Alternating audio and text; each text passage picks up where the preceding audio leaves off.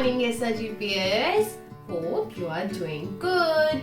So today, I, Yogita ma'am, is going to tell you an activity in which we are going to make a dog with this origami sheet. So let's start the activity.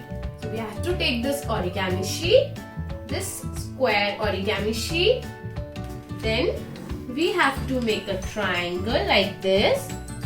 Fold it like this. Make a triangle. Now again fold it and make a triangle. Press it gently.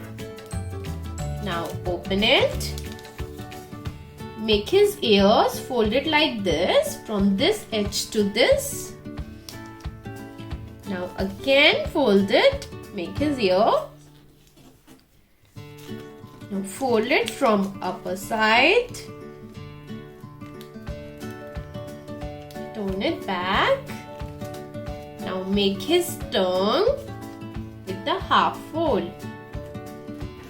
Now we will make his eye and nose.